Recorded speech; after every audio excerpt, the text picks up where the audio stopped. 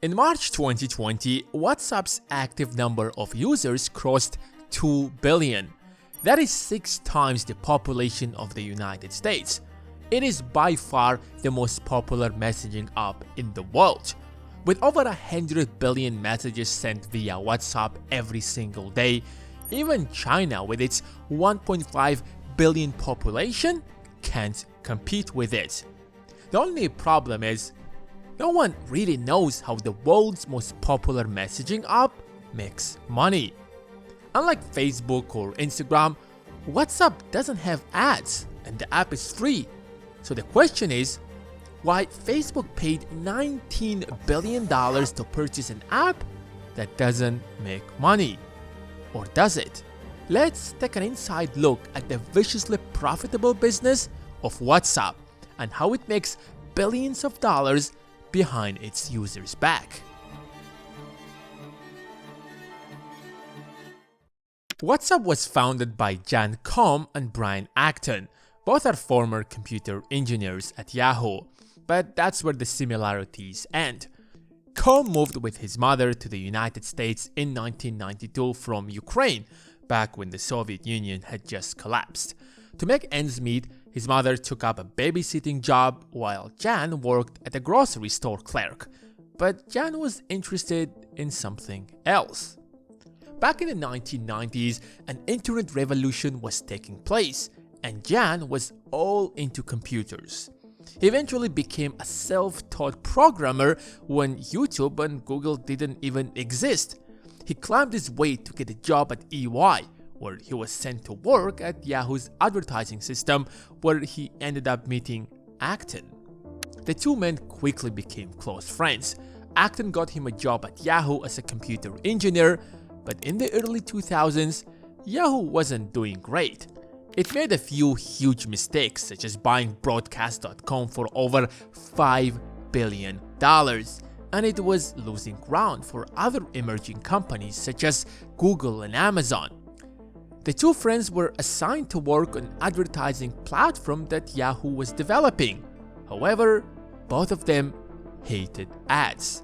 So they got frustrated and left the company and applied to Facebook, but didn't get a call back. Around the beginning of 2009, Koum purchased his first ever iPhone and realized the potential of the App Store. They knew that an entire industry would be built upon Apple's ecosystem. That's where the next opportunity is going to be. They brainstormed multiple ideas, but eventually settled on a messaging app. Back then, the only free messaging app was BlackBerry's BBM, which was only available to only BlackBerry holders. So they decided to create an alternative option for the rest of the phones and named it WhatsApp, short for What's Up. The app took off immediately. In the first few days, over 250,000 users downloaded the app. The two friends realized that they have just stumbled on a gold mine. They convinced their former employees to invest $250,000 into the company and expanded their team drastically. But WhatsApp had one problem, a big one in fact. While other social media platforms such as Facebook earn money by selling ads, WhatsApp founders left Yahoo for hating ads. They promised themselves to never derail the app with ads or other distractions. So although WhatsApp was growing astronomically, the app was not making any money. Therefore, to sustain the team, they charged users $1 a year, which at the beginning seemed like it would push away users. But it didn't. WhatsApp would rise to become a top 20 app in the US App Store by the beginning of 2011. By 2013, WhatsApp had over 200 million monthly active users and a staff of only 50 people, and was valued at $1.5 billion. With that many active users, the company had a revenue of $200 million. And with that kind of growth, it was a matter of time before it crosses a billion users. And it was clear how WhatsApp used to make money. Meanwhile, Facebook, Silicon Valley's golden jewel, also wanted a share of the market. While Facebook was popular on PC, everyone knew that mobile was the future. So Facebook launched the Messenger, but it didn't pick up as fast as other messaging app did. So instead of improving the app, Zuckerberg did what he always does: just buy your biggest competitor. In the spring of 2012, Combs' email inbox was hit with the following subject line: "Get together?" The recipient was none other than Mark Zuckerberg, asking the WhatsApp founder to have a chat over dinner.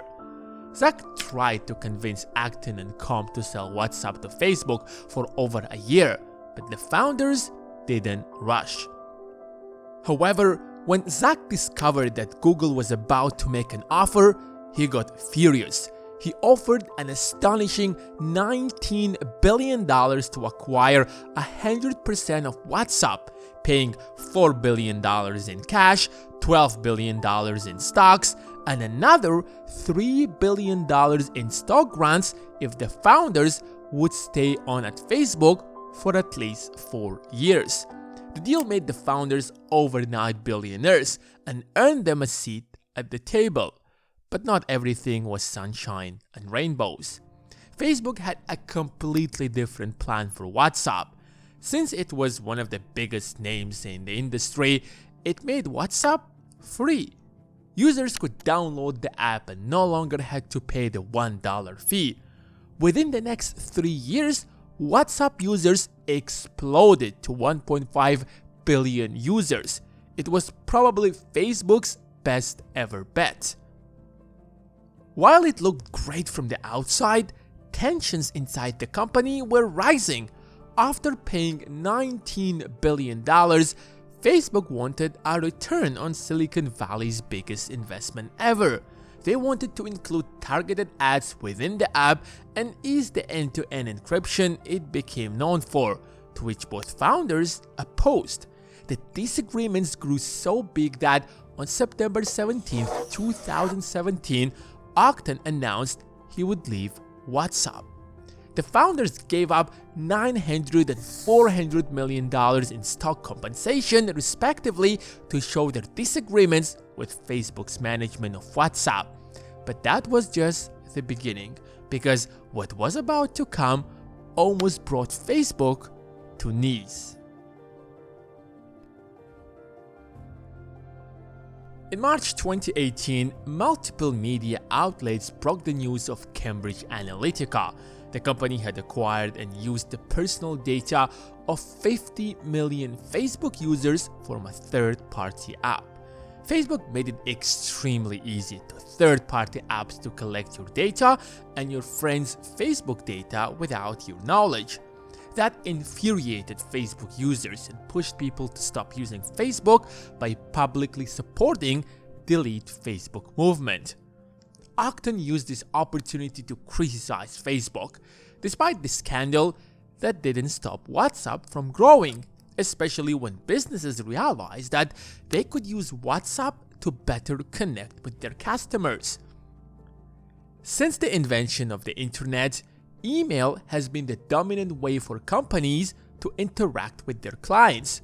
But the problem with email is that they're not as comfortable as messaging is. Imagine interacting with your doctor the same way as you do with your friends. That's where WhatsApp Business comes into the picture. While WhatsApp might be free for consumers, it is not for businesses. And that's how Facebook decided to make money from its $19 billion investment.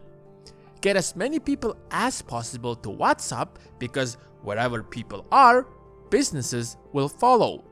The goal was to have people communicate directly with their banks, airlines, doctors, etc. over the app. It charges companies anywhere between less than a cent up to 90 cents for every message that's answered after 24 hours. But what attracts businesses more is data.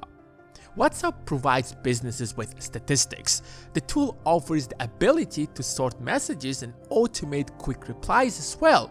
With its ability to label chats with customers, you can stay organized and easily find them again and pick the conversation back up. You can also automate messages such as greeting messages or an away message. That way, you can still provide customers with quick replies, even when you aren't available. In fact, businesses can create a catalog within their business profile to show off products and services. Unlike emails, people already check their WhatsApp regularly, so interacting with businesses on the same platform just increases the engagement rate significantly. More than 50 million companies are already using WhatsApp in their customer communication. Forbes estimates potential revenue to be $5 billion and the average revenue per user to be $4 by 2020.